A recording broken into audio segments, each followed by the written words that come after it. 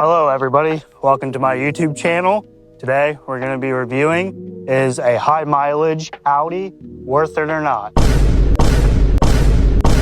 Let's get into it.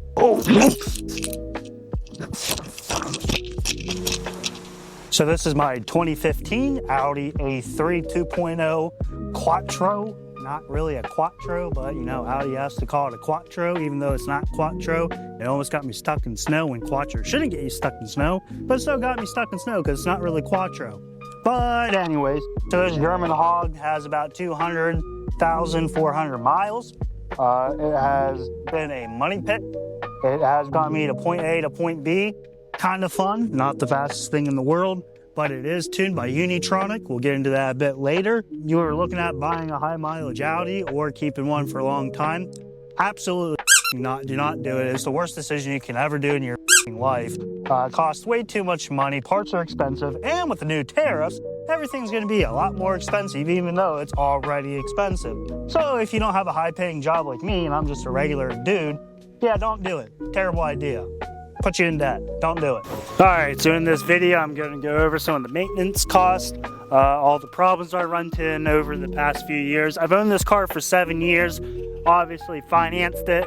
We're going to go down the money pit that this thing has cost me over the few years I've owned it. So let's get right into it, starting with the under the hood here, the big old 2.0 turbo. All right, so let's start with under the hood. I have done a lot of work to this car. Some of them are common wear items like your water pump, your thermostat, turbo, timing chain. Had to replace the intercooler, mostly because I hit a pothole. Thanks State College, your PennDOT sucks and does not fill potholes, and it cost me $1,200 to fix. So let's take a look under the hood. That's broken. Yeah, hood strut went out too. Alright, so we're under the hood here, this beautiful engine. So as I mentioned before, the most common things you're going to have to change on this car are obviously the turbo, eventually the timing chain. It will stretch. There is actually a little peephole down in here where you can open up a tab, take a look, see if your timing chain guide thing, whatever it's called, not a mechanic, don't care, but you can actually see the teeth. Mine was actually at 5.5 teeth, which is apparently pretty bad. So when you start the car, you're going to hear it rattle a little. Yeah, that's when you should call a mechanic, because that's not good for this engine. As I mentioned before, I hit a pothole and it cracked a little the feed tube into the good old intercooler up here. Had to replace that. It was such a small crack, but it had a lot of coolant. Had to do my water pump at 30,000 miles. That was still covered under warranty. Haven't changed it since. Probably will need to, but don't care. What's done to this car is we have a CTS intake over there with a charge pipe, bigger inlet pipe. Got that from my buddy Tyler Harris, who is my personal Audi mechanic. Thank you a lot, buddy. I actually hear the induction noises, which is pretty sexy. Gets me nice and excited. Not so much any girls. That's why I'm so single. I'm surprised it has not broken on this car yet. Is this intake manifold? Sometimes the flaps in there, they seem to either stay open or shut. I don't know if it's because of the tune that these have been pretty reliable for me. I had a buddy that had a 2018 and this has gone out on him at, I think it was like 30,000 miles. So it's just something to keep an eye at, that these do go bad sometimes. Big one that we had to fix that was a pain in the butt was the turbo, replacing that turbo. It's not so much terribly expensive, which was about $1,200 for everything plus the hardware to install it. As you can see in the back, it's by the firewall. It's very hard to get to without a lift. So if you're feeling mechanically inclined when you're not a mechanic, me and my buddy, we spent a few days in the garage trying to rip that thing out. It is doable, it is very time consuming and a pain in the butt, and it will test your faith of humanity, but we did get it out, we did swap it in, it was a pretty easy process. All the hoses and stuff came off, which was surprising because over time, this plastic, since a lot of this is plastic, you might as well call it a Barbie doll, it either melts or warps or cracks or anything, but all the plastic connectors and everything seemed to be okay. They came right off when they should have. We didn't really have many issues, surprisingly, so that was a big plus in my book. To this timing guide seal here. I think that's cam phaser seals. Don't know. If you want to comment how dumb I am, go ahead. All these seals on this side have been replaced when we did the timing chain. The oil pan seal was leaking really bad. That is something, I guess, common. It's a very easy fix. Costs like 20 bucks to do. Simple in and out. Good. I do oil changes every 4,000 miles, so I am on top of that. This thing does eat some oil now. I do need piston and rings. Can't afford that because that's like $7,000, and your boy is not a millionaire. I just have a regular job, but we don't really care about that, so we just keep feeding it oil. When you tune this engine, I went with Unitronic, one of the best tuners out there. I tuned this car at, I think it was like 40,000 miles. It has been bone solid, as this tune has been one of the most reliable tunes out there. This car has about 160,000 miles on the tune, so it has been very reliable.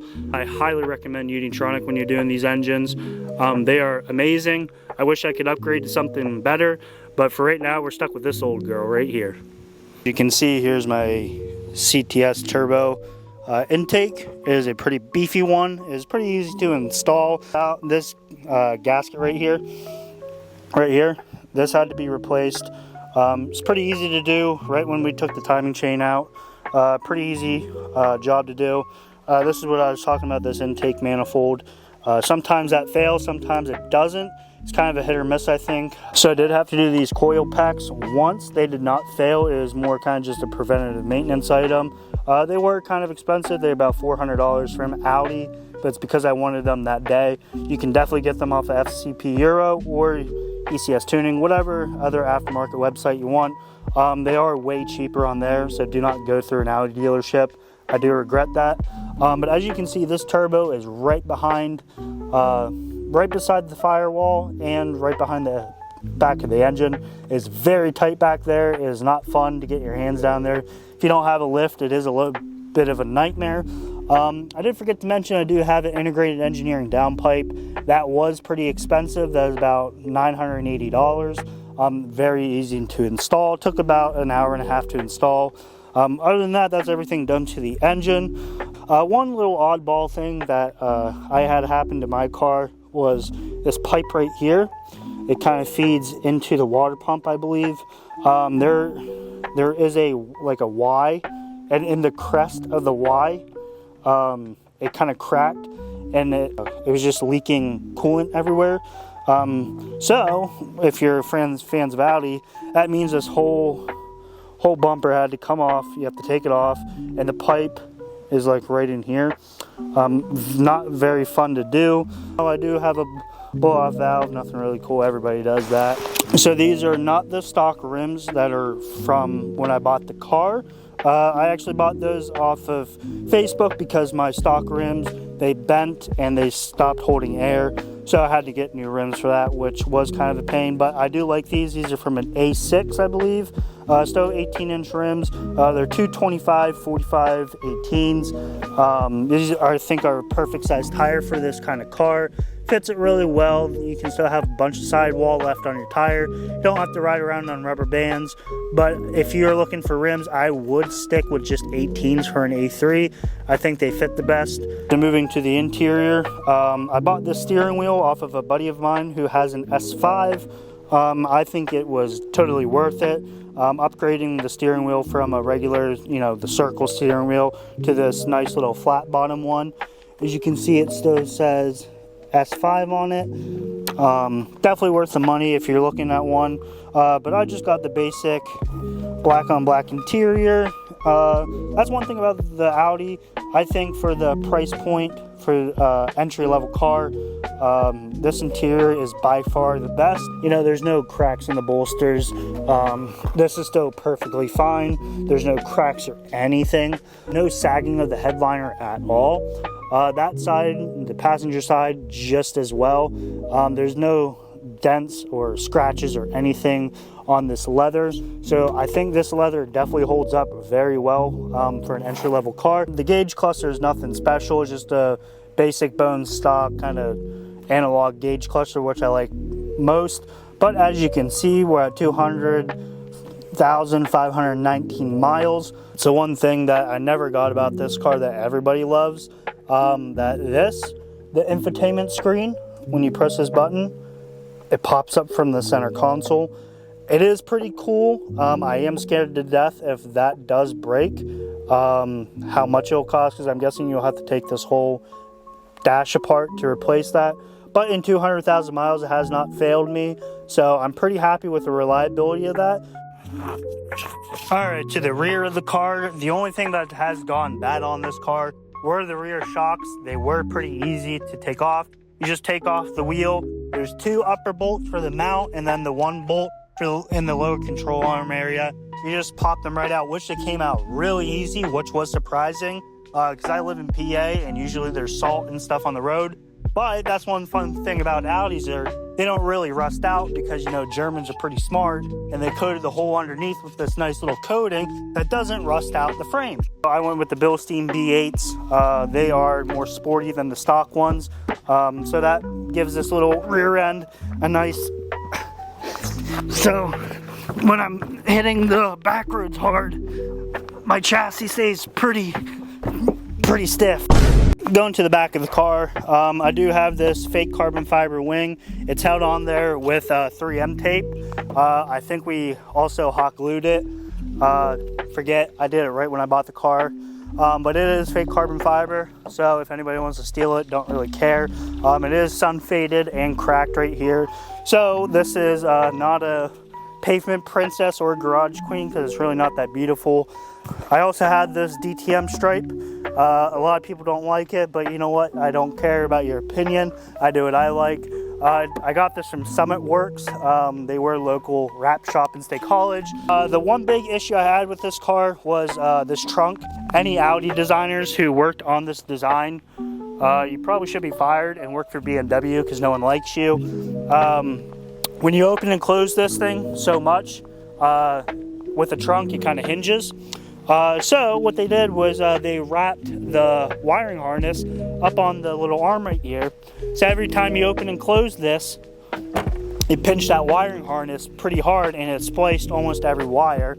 So when I was at Walmart and backing up, my trunk would open when I was in reverse, and I had no idea why. So I'm freaking out because I can't see out this tiny back window anyways, that my trunk's open. So I'd have to park my car, get out, shut my trunk, get back in the car, put it back in reverse, and this would keep opening. And I would do that every single time until I realized, I looked and all my wires were spliced because of how they tuck the wiring harness up on this stupid hinge. It's a pretty easy fix though if you know some of that wires. If not, good luck. It's hard, not easy at all. God, dude, I would sell this car in a heartbeat to get an RS3. This is basically an RS3, but not an RS3. It's an A3. A lot slower, and God, dude, that Daza sound. Oh, that sounds really good. So on the topic of the rear end of this car, I honestly think it looks really good for a stock vehicle, for a basic kind of entry-level car. Since I'm a car photographer, I love shooting this car. Not anymore because of my front bumper that looks like it's a trash can. But when I did take photos of my car and actually post it on my Instagram, which you guys should check out, but if you don't, oh well. But when I would photo this car, I'd always get a rear 3/4 angle just because of how good they look. The Audi design team definitely did a good job on this. Big props to them over in Germany. After the whole World War II thing, had to bounce back. I think this is a perfect way to bounce back. So you get a gold star. I think you'd be happy when you're looking at it from the rear end, which a lot of people like the rear end. On my car is a full custom exhaust. It is literally just straight pipe. There is no real exhaust. We kind of just hacked a bunch of metal together, as you do when you're a broke college student and you want a loud car. You kind of just hack away at it. But it sounds really good. They don't sound like a Honda Civic that's chopped up like Dustin from my work. So if you're friends with a bunch of rednecks like I am, and you have a bunch of tools and access to a welder, kind of do what you got to do. Alright, so I know you're all wondering what this 4-cylinder banger of a car sounds like. So So just prepare your ear holes for this symphony of a god of an engine. So let's take a listen to what it sounds like.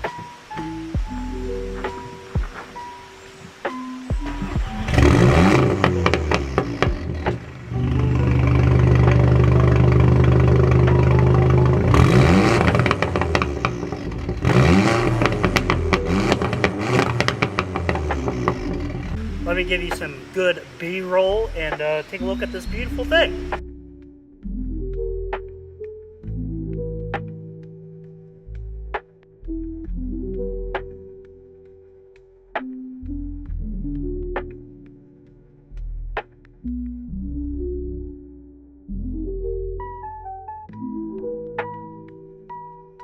Alright, well that concludes my little review on my 2015 A3 with 200,000 miles. My overall consensus is, if you're looking to keep an Audi for a long term, maybe not as many miles as I have, but just prepared to spend a lot of money, a lot of nights crying, figuring out how you're going to pay for all the repairs. God, dude, if you don't have friends that don't know how to work on these, good luck. Just remember, I'm just a regular kid with a regular job, trying to afford this stuff. In my opinion, worth every penny. Had many smiles along the way. Not the fastest thing in the world, but I got to build it from ground up. I bought it with 17,000 miles. Has over 200,000 miles now. So I'm really happy with what I've done to it. Some cosmetic things are not as nice, but hey, you can't control what animals do, I guess. But my overall thought is definitely worth it if you maintain them. Always keep up on your maintenance on them. They do last quite a bit. I really love this car. I can't wait to see what I can afford next. Hopefully I can upgrade. If not, guess we're going down from here, boys. Like, comment, and subscribe. And you know what they say on YouTube. Have a nice night.